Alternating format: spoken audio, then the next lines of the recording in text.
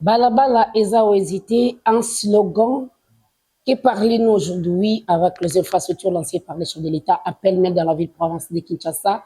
Plusieurs communes en bénéficient. Nous sommes à la commune de Matete. Mesdames et messieurs, bonsoir et bienvenue à ce numéro de Bienvenue à bord qui va être consacré à Banzela et à la commune de Matete.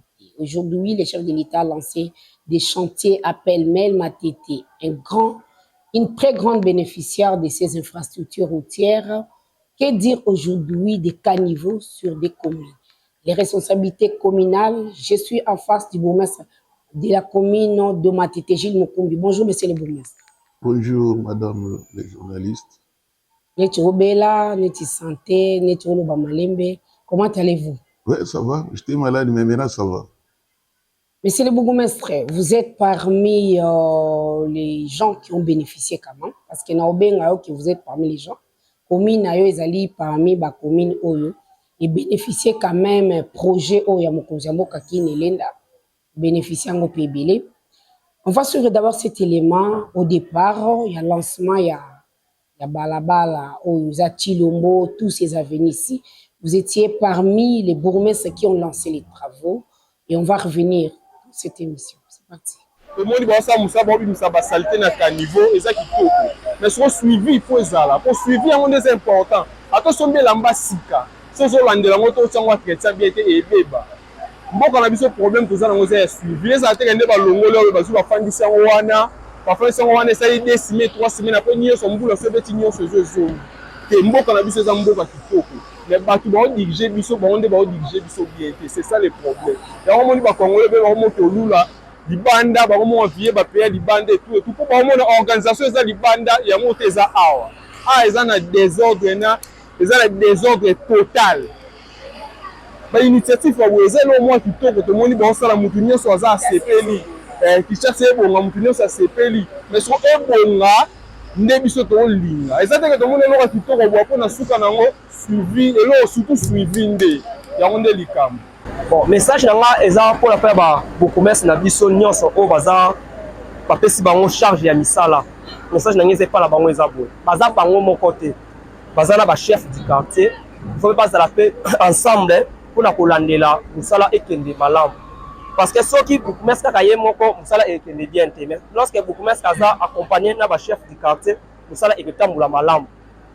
Voilà le message on a comme ça et pas beaucoup merci na biso va travailler en collaboration na ba chef du quartier na mona beaucoup merci tellement te mais lelo na moni ye moko papa beaucoup merci telemi c'est que na moni ke Matete bongi batinda ata batu ya maboko ba ye balongoli to mona pe réaction moko ezate mais lelo to moni ye moko papa beaucoup merci telemi na kati ya tomba ça veut dire na moni ke Matete bongi.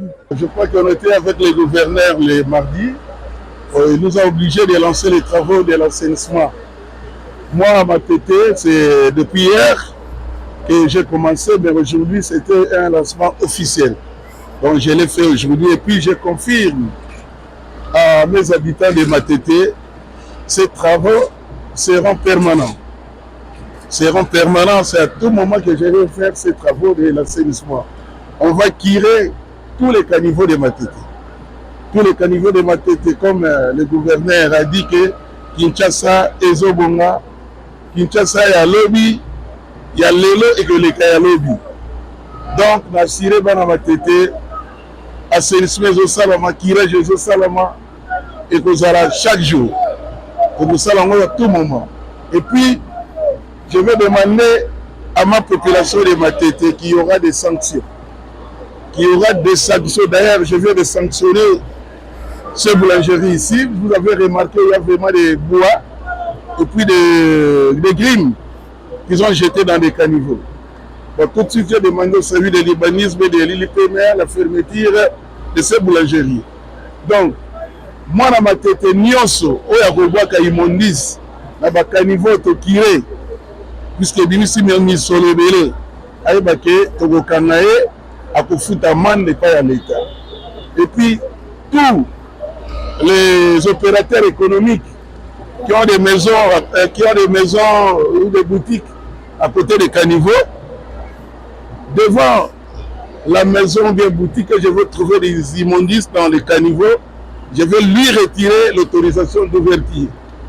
Donc, ce sont vraiment des mesures strictes que je vais prendre par rapport à ma population de Matete. Alors, quelles sont les stratégies qui seront mises en place par rapport, il n'y a pas de caméras de surveillance dans la ville de Kinshasa. Quand vous dites que vous allez faire les suivis, il y aura des sanctions. Comment ces sanctions vont se faire aussi longtemps il n'y a pas de caméras qui vont surveiller la population? Mais il n'y a pas seulement problème des caméras. Je crois que, je ne sais pas si vous étiez lors des lancements, on va travailler avec le service national. On va travailler avec le service national. Tous nos jeunes, nos enfants là, qu'on appelait hier Kuluna, aujourd'hui baptiseurs, ils seront là avec nous. C'est eux qui vont faire les contrôles. Ils vont contrôler. Quand on te trouve à terre de jeter les immondistes, on te prend directement. Et puis ils seront accompagnés avec nos services de salubrité. Ils seront là à tout moment avec les tricycles, se promener pour voir. Là, il y a des immondices, on t'arrête directement. Edit 003, Edit 005, c'est vraiment respecté au niveau de la juridiction de Matete. En tout cas, les 003 et 005, c'est bien respecté. Puisque les 03, on parle de nuisances sonores. Je crois que vous avez remarqué que vous êtes ici, maintenant c'est 15 heures, il n'y a pas de bruit. Okay. Donc, puisqu'on a déjà commencé à arrêter ceux qui met la musique avant 16 heures. Or, l'édit 003, c'est vraiment une interdiction totale. Mais par rapport à l'édit 005, c'est ce que vous vivez maintenant. Donc, on va faire le tout pour que nous respectons les deux édits-là. Dans mon poussé, dans la Matete, Basimanini, par rapport au lancement, où tu ressens la sécurité? Tu ressens la Matete, d'abord, les apôts na bango, na Matete. Les alliés que, pour la Kokima Bosoto, na commune à Matete. Vous avez au moins un temps, on y a sur le bois, Bosoto na bakanivo, ils ont bien na maladie. Ma, ils ont bien na barabala. Lelo, moi, Moussala, tu bandit, bino, moi, moni, que ma écoulé. Vous avez au moins un temps, de la salité, tu bimisi na bakanivo. Ils allaient Moussala, moi, mon nez, tu allais Moussala. Tu as aussi un accompagnement na bino. Il n'y a pas de sanini d'abord. Oh, moi, je vais Bosoto na canivo, yaka, au fond de la commune, ou bien à la police, à Pemeni. Pour te récupérer, amanda à refuta, Balasima, à revoir les sous Bosoto anate. Donc, nous sommes les bannis, les gens qui sont nabino, tu vas continuer à vous. Pour soucier que Matete même pour les bêtis, m'a été le matin, m'a et que nous avons le matin que Matete, le 24 communes, non. Et là, je suis un gouverneur, côté, toujours un souci que Rampocho Boana, un jour, comme un parc, moi, mon aîné. Et il y a le monument de Simba Kinshasa pour la Matete. Il y a un lingaki qui est service national, on a un parc.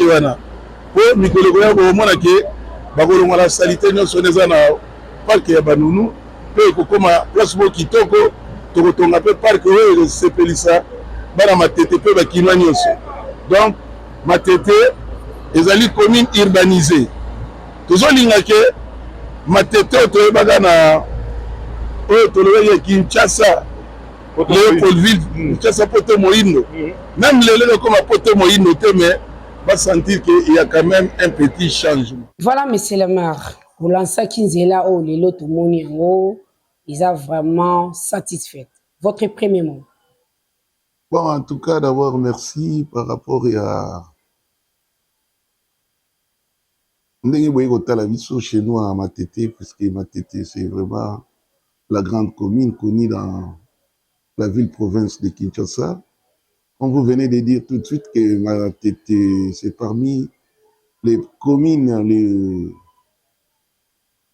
les grands bénéficiaires des routes, travaux au chef de l'État Salissi, c'est vraiment nous. Parce qu'on a bénéficié de tout. On a bénéficié des grands caniveaux, de 2,50 m de hauteur et 2,20 m de largeur. Donc c'est vraiment, nous sommes vraiment très, très reconnaissants au chef de l'État pour tout ce qu'il a fait à notre commune de Matete. Voilà, Tozongi et Loko Ezopé Samoa Passi, ils ont vraiment inquiétude, ils allaient balaba les a hésité. Un slogan ou bien une réalité? balabala eza wenzete eza slogan te oyo eza kosalama chaque jour nakanisi lelo soki boyaki na moi bolingaki komona ndenge nini tozobengana à tout moment. Et puis matete nous avons fait un effort tosombi des souffleurs oyo ezali mpona kolongola poussière na makadamo batie et puis pour chasser indirectement bateki bato baza koteka ntango tozosouffle tozopanza poussière ngo bato bazosali bazokima tozobengana bango ntina suka. Le problème est que police oyo toza na bango bazosunga biso te parce que yo nakozala te que permanent banda ntongo wana nazalaka wana pour chasser les gens. Je vais travailler aussi dans mon bureau parce qu'il y a beaucoup tant de dossiers qui m'attendent ici. Je suis ici au bureau jusqu'à 7 heures parce que j'ai passé toute ma journée pour bengana batu. Comme ça, d'ailleurs, nous, à Matete, nous félicitons les chefs de l'État d'avoir nommé le général Kassongo Kabwit comme responsable de l'assainissement de la ville-province de Kinshasa.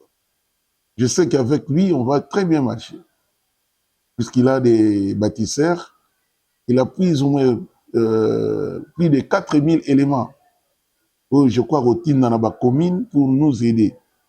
Nous te remercier que non, que Boyi Moussala, gouverneur Bumba Sala quitté, non, te remercier puisque lui, alors, il y a des éléments pour sunga biso. Les éléments pour sunga biso pour que tout ça la comme il faut. Puisque la police va na sunga biso te. Pe ba sunga biso te. Yo kokota au bengani batu quand ils vont dans ton bureau et ils sont là maintenant parce que ça nous a quel musala. C'est ça moins 1000 francs pas 1500. Azong se soubat. Donc bazo aider biso te. Ya mwana que bato ba na souffle sika. Oyo que population ebi ba monta ebani na mutute. On soigne na monogoni. Donc moi place là te remercier chef de l'état te lobi que non, c'est un grand voyant. Amora ga musika lobi non. Pour que cette ville soit propre, il faut qu'il y ait les bâtisseurs. Vous voyez que l'union fait la force. Oui, mais nous sommes là, on va travailler ensemble avec eux. Bato nous ce que vous pensez à que ça na baondi. On a pu monter kiosque était. Autant moulin on a monté on a pu kiosque était. Ma kiosque monsieur c'est beau tama au bimanato moni kiosque qui au buki. To tamboli couloir au matia ti coin pour on a ta kiosque mauvais. Pour te dire que tu pierre kiosque était. Ma kiosque ça je bon mama kuna on a pensé un commandant associé a pu battre associé de kiosque wana. Tout ce qui est toujours buka yango. Je sais que tu vas être au lemba bangote à tout moment ton book avec kiosque wana. Tinyo c'est aussi là. Po ba kiosque wana ndiam de ba salité na matete. Mais qu'est-ce que c'est po na butu wana les gens ba kovanda na bazomela ba kolia ba boaki makasa kwanga na ba kombola kati. Ils ont ba salité. Heureusement zo ba pe ki malewa muté bakisi kishasa salité. Oui, malewa. Yango pe loko tozo linga yango tezala. Yango tout moment tozo bengana bango partout. Tozo bengana. Biso na matete, je crois que vous allez parmi les communes, vous allez très propre. Ah, je te dis. Moko zingana ozongelote. Nazali jou babuki obandi olonsenzela. Ouais. Lelo nzele salemi na ye. Ere ko masalité ngana ozonga suso ni ngaza sungi sungiti. Na bisi yo que le problème est que tu as bato siro ba ko accompagner bisoti. OK. Maintenant qu'on a des gens oyo bayebani na population T. Vous allez corrompu la population T. Vous assure. Oui. Les petits, là, les gens là, ils sont bien payés. OK. L'État se fout à bon, est-ce qu'on peut payer 1000 francs ça non? Tout le monde qui bango. Avant Baya Bunamtazo, il m'a 500 000 francs à chacun. Yo maman, vous payez 1000 francs ça non? Parce que tout le monde y est, à 1000 francs, tu payes rapport, balongo li à côté bolo. OK, zande bongo. Oui, tout le monde y a 6 000 francs. Comprenez, hein? Copé ça, service national mbongo. Donc, à mes kate lo comme côté. Au meki, na yo muto pesa ki na ye pe bakangi à côté bolo. Ya kolinga be so musala na n'a pas cité. À la ni formation à combien il y a plus de 6 mois. akembi akolisi esprit soki kosala mosala yobesa mosala. Mokonzi wana lobby service national général Kasongo, bonsoir chez vous. Na pesio ba jeudi malamu place aux allées. Alors mokonzi tozonga muke sima awa yozo lobela ba yo sunga bino ba soutenir bino mais parmi bateau pe bana problème sérieux. Oyo marché na ye eza explosif nga na ko benga ngo eza matete.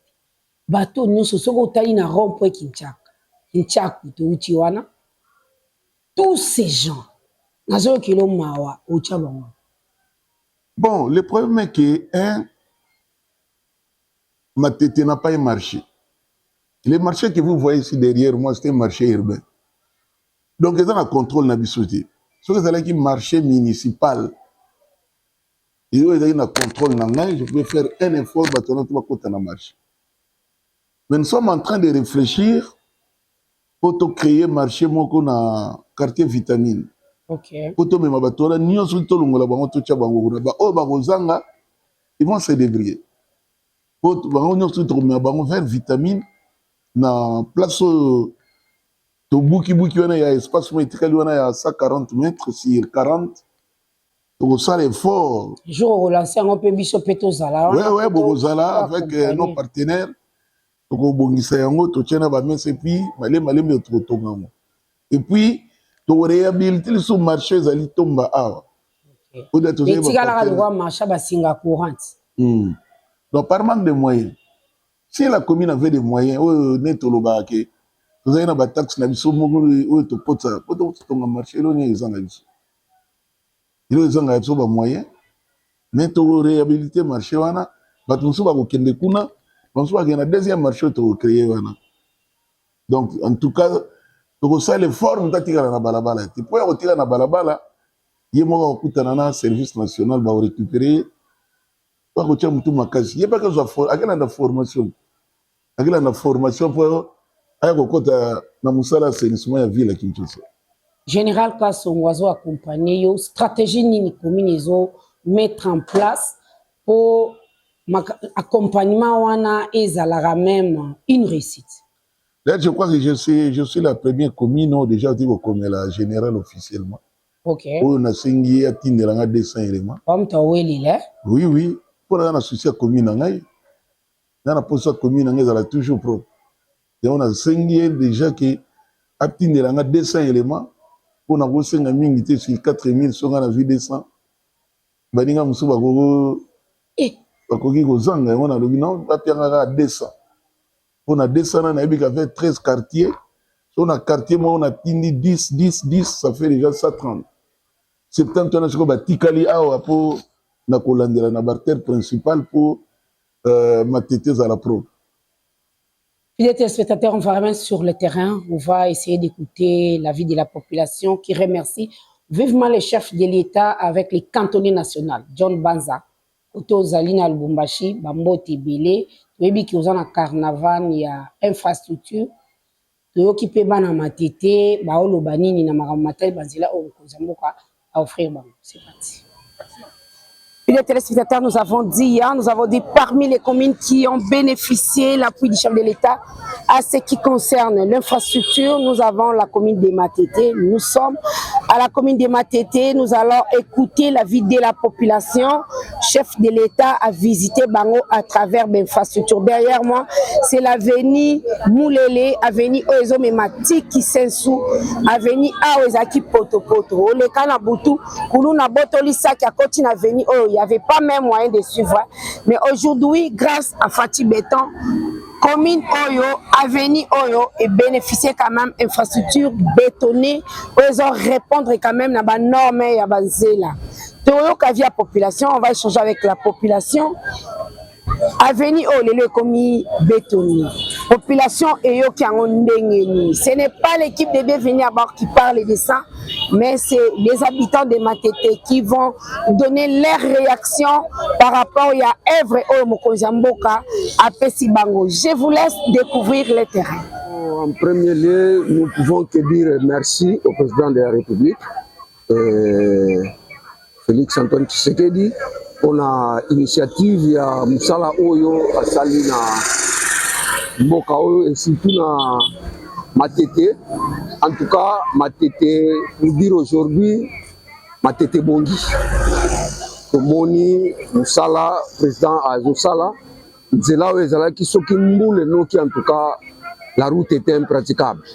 Donc tous aki pena na ba difficulté belé ya kotambola soki mboule no qui ba terrasser surtout ba caniveau ezala qui pena bouché mais lelo tomoni Nzela Salemi, Moussala Sili, ba caniveau Salemi malamu. En tout cas, c'est à féliciter. Bravo au président de la République et son gouvernement. Et merci parce que nous sommes comme praticable. Ni tout que zoleka, batu tambola na kimia et to monete musala et zosalema. Ndenge konanga utukoloba faut suivre ezala. Surtout pour la propriété, nzela et salim malamu kitoko. Mais salité bazelu batu bazobwa kabilo kona nzela. Côté wana peut-être vont dire et ça d'autre part, ils ont responsabilité à Bisso dans l'État. Mais moi, j'aurais souhaité que l'État, ce qui est possibilité, d'aller bâtir la Bisso, conteneur, poubelle publique. Parce que Moutou a conscience, ce qui a mené Maïna, et bien sachez, à l'équipe place poubelle publique, ils allaient s'aligner. À Boaki, et qu'on aide Bisso pour Tolongwa, Nababilokwa. Donc, si le gouvernement pouvait nous aider, il y a côté la Bisso, poubelle publique, et qu'on a la Likanisha Malam. Voilà notre souhait. Pendant qu'on a mis ça RTGA, la biso, président Etienne Tshisekedi a sali ba terrasse nzela o ezalaki boyete. Ah ezalaki boyebole kate okotu na batunyo surtout baza mpanza bayebisa yo. Mais Fachi Beton avanise biso Beton et là on a so regretté tala terrasse. Terrasse tondi, tala terrasse tondi. Donc, vous comprenez, l'entretien là, babi qui va très si général, wana, à ça l'entretien, après koto, à l'on la vision l'entretien, à l'on la rabio, on y surtout na terrasse, bateke ça qui toko, auto ça la bateke un. En face à mon simbayo, na sepeli makas, donc pas si, ah, nous surtout nous toujours vivre, auto et kangala biso papa journaliste, maman, exemple ma passe maman, on est devant dia, tous en courante, maïté. Mais maman, t'as la canne bobo ma terrasse, maman, yo l'accent, papa journaliste, l'accent est lourd. C'est ma passe, t'as la biso population, tout ça va inconscient. Mais nous ne sommes pas les inconscients parce que quartier bateke oyoyo, mingeza abato va vivre la vie bien. Wa mutako sauter, na bateke awa nyo surtout, va vivre la vie bien. Quartier papa lamyo ndaku fale ya katanda ku fale ya kango. O fale ko tika mbongo.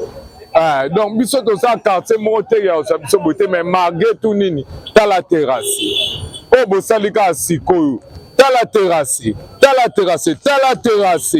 Tant que n'est-il beau, ça vous y a ta terrasse. Sinon, merci à mon Konzamboka, papa na biso Kiseke, na oya c'est biso parce que biso to bande ko sala na matete, to bande ko suka ka na mo simba. Koto kuna nzele za la gité.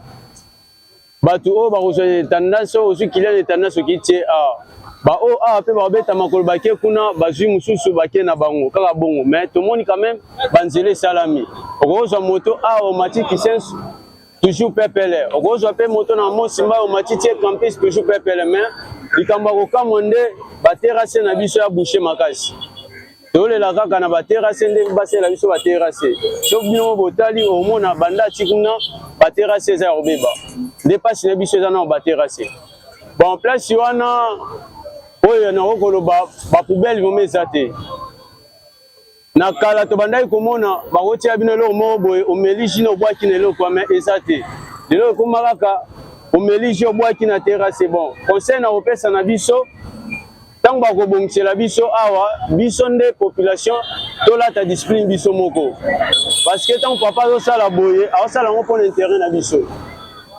pona biso elo na koloba tant ba bongisela biso biso moto c'est discipliné non d'abord donc on a passé à bongo.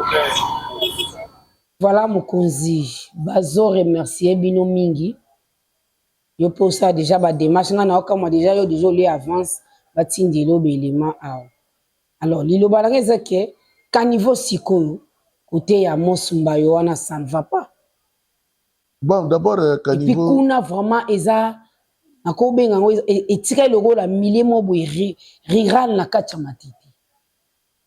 Omoni na bateke eza balabala liboso na salaka salongo spécial wana oyo tokombola kuti nazalaka accompagné na église Liloba. OK. Nazalaka accompagné, j'ai travaillé là de 6h à 16h toute la journée. Kira to kire bakanivo. Donc eloko bomi biso o lelo tozoloba biso moko eza ba poubelle, marque de poubelle. Combien la population peut soulever en combien la hôtel de ville la personne ba poubelle à la carte so metilero de 2024 et toujours ba poubelle wana te. Mais mon konzozo mona te ke au sengi ba poubelle. To komi na point ya sensibilisation. Je viens tout droit na Brazzaville à un sommet à la chef d'État. Donc na monité à ta place mo na kokuta bouteille en plastique mais bazo teka yango na Brazzaville. Alors politique nini ba commune ezo sala ponenge bozo senga yoka ko sengite ba tebele pe ba sengi ba poubelle zwe. Est-ce que congolais na mutuna ina mentalité na est-ce que aza focalisé que ozo imaginer que mutako boaka na kacha poubelle wana. Ça aussi c'est une question. Il faut aussi sensibiliser les gens. Et le konyoso baye ko la rapper ba sala. Au moni congolais quand on baka film est important, est important. Congolais faut film. Tout ça la réunion on a ba ONG à matiti nyoso. Oyo tout petit assainissement na ONG peut ba accompagner biso pour travailler na bango dans chaque quartier ya matiti et zala na responsable mo ya assainissement ou azali membre ONG. Donc pour travailler na ba ONG ensemble. On a décidé poser la ba poubelle tout le monde qui est en retard. Biso mo tozo ko imprimer ba sachet poubelle na biso. OK. Oto yoka na ba ONG to ko kabula na ba quartier nyos. Même il a ngwana nyos. Tozo la c'est opération mo to kuti bouteille ya mai na liboso lupango na yo na caniveau na yo donc bouteille mo so 5000 francs. Oza na manda 5000 francs. Mandouane est-ce qu'on a guichet moi ofte on a banque l'argent passe à la main des gens. Non, ba kangi yo ko futa na guichet. Na banque ici na oui, na guichet na biso ezalaka. Oyo futa wana ba pio quittance. OK. So to kuti 10 bouteilles 50 000. C'est comme sérieux. Donc tozo sala ba réunion na ba ONG, je crois à partir de le 15 juillet tozo lancer opération dans tous les quartiers. Donc pour te dire que non maintenant il faut que biso moko na population tout ça l'autonomie financière na biso. OK. To luka comment to koki ko bota mo eloko mukemike na ba mamanda mikemike pour matete na biso za. Bino mo pe bo banda ya ko récupérer ba sachet poubelle wana. Oui, chaque jour. OK. Tout ça na tricycle na biso ezali. Tout ça na mutuko ba pia biso ya munene malgré ba pio mutuka ba pio tractopelle te siko salita mo tombola ondeni obwaka na mutuka. Donc tout ça nango et ndo tambola to créer ça à la ville. Ba pesa ba oje logo etombola achete spectateur ba aosenga mibale. Donc Vania Baksabino wana ya otomboli la mabili. Eh yo pesi mutuka. Parce que salita ngo otombola na maboko. Tout est sur l'état toujours les mituka na au camp. Et on baksa sur dépenses na commune. Ba kolela te c'est la réalité ba pio mutuka ezo benete. Mutuka ezo benete siko ça na ngoni. Et va nous avoir mécanicien. Mais to bongisi yango biso na matete to bongisi ya biso. Mutuka na hydraulique ekotaki 120 litres. OK. Pièce ya gars okufa to sombi to tchesi ko komi ko bene ezo sa musala non. Biso matete to lela raté. Po to yebi ke to za mibali même problème ezali ya bunda. Ya pe munene ti. Matete ya munene ko leka ba commune musuza. Matete c'est vraiment une commune bien urbanisée. Oyo ke soko okoki te pe okokate. Na yo koki. Mais na koka yango yo mona ka matete za kala bazobenga mdo kuna bakuli yo kazu matete kuluna. Oya ka matete ngoni yo ka kuna bakati mutu kingi. Na butu na zarate. Ya dans la butu. Na moyi. Samola na aussi surtout que ba éclairer yango minde comme partout. Oh, au kwesi tonga na matete au mona makala. Ah, côté Niwan. Boka tonga na buto au mona. Peut-être l'État est tellement jaloux. Karaboye. Na ozongela ah ngana yo zonga na ozonga lisusu. Pe makambo ya zoloba ngana olaxe ba video la sake na matete côté mo bo mwinde zati. Et ozala. Wana eza don ya fachi béton. Mais yo ozu banzela mo ebele ndeni, osa tricage ndeni. Tricage te? Fachi ya za mwana mboka, tata kinwa te. Yo mwani bateau balega liboso ba uta so wepi ya ngana bomisa nzela. Kinwa ebi kina lobi ke matete tango ya botami akutaka makadamu na matete. Acha botama koto. Te tanga botami na Kinshasa. Akutaki makadamu eza na matete. Makadamu eza na limité. Donc fa privilégier dans ba commune ezaki na ba makadamu. Avant que la commune musoko bazo créer ba makadamu ya ko créer. Donc il a fait cet effort là pour dire que ba Kinois na ba Congolais faut aller nesengo besoin un président congolais. Un président congolais 100% mwana kin. Ezate otoraka na ba kutu asala so 20 ans lingala ebiti. Oyena lingala bokutani, oyena kiyanka oyetsa, oyena nini bosolo. Do ya mwana ke souci na ye azobomisa kin na ye oye pa ya botami pa beti bale pa sakani ezala propre. Ya mwana nga vraiment tabetela ke maboko. Merci Fachi Béton. Fidèles téléspectateurs, comprenez, je suis en face d'un Kinois. Un Kinois mbanga kaibele. Le temps est jaloux, mot de la fin. Mot de la fin, c'est bana mboka to soutenir président na biso Félix Tshisekedi o azana souci na biso oyo azo sala musala pote Kinshasa ya lobby ezala ya lelo te. Donc Kinshasa ya lelo ezala propre. RDC ya lelo ezala kitoko. Oyo a lobby clair mboka na biso ezali attaqué par les Rwandais. Kagame abombi yango ta bimisi yango to nyoko mato yebate mais ye alobi yango faut les soutenir kombango umeli bino na munoko faut les soutenir Kagame donc biso ngakutu na tanyo asepela pa ki komo ebimi na munoko na ngaso yete na kotanga kombo na tanga ke kana mboka o to tanga ke po juste okutane bo ye na Rwanda to tumaka na 2008 et oui auto tumba na 98 auto tumba na 98 ils ont bouqué mais il est vraiment invité moi tout le bango exacté oyo yé à vivre na RDC na vivant moti. Voilà au chité Toyoka qui déclaration na bino ça je peux pas passer ça comme ça. Déclaration à Bourgmestre sur le changement de la constitution. Vous avez reproché à Oninto, au Kenya pour battre. On a reproché à Oninto. Les lois, on a vu clairement. Les 1, la commune est vivre avec cette constitution. De ba lobaba futa binote na kacha. Eh, toujours ebiso autour mo tuna yoka ngaizi. Au foot c'est après. La commune est vivre ba taxe ne soit commune ba boto la décentralisation et salamati.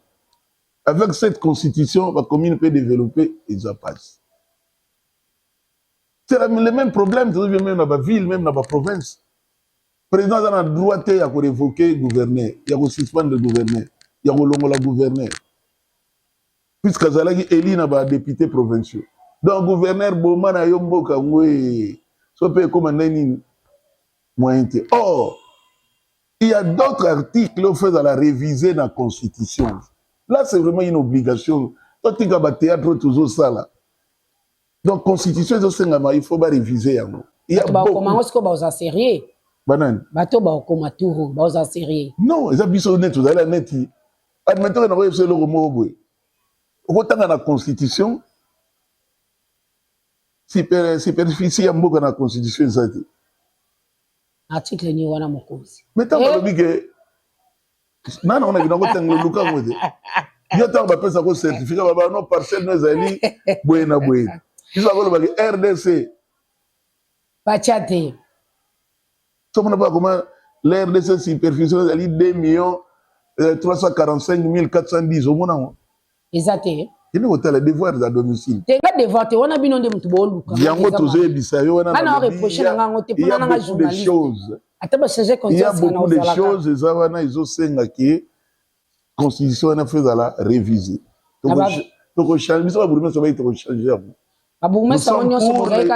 Oui, nous sommes pour les changements. Nous sommes dans la commune à se développer. La commune est comme indépendante. C'est quoi de trop tic à mon bout pour nous. Au bel logo la Wenzo, ville à Botelé comme un marché urbain. Au Lobani. Voilà, on est là, on est à la fin, on ne peut pas échapper, hein, c'est l'actualité congolaise. Mikolo, on a matali constitution, on a une autorité municipale, ça peut charge à parti politique qui a mené, on n'a jamais qu'on rate question à la chute. Alors, mon cause, to remercier yo, il obano kapo na bana matete, o bati le bana oteti na oteka, et puis aussi si place.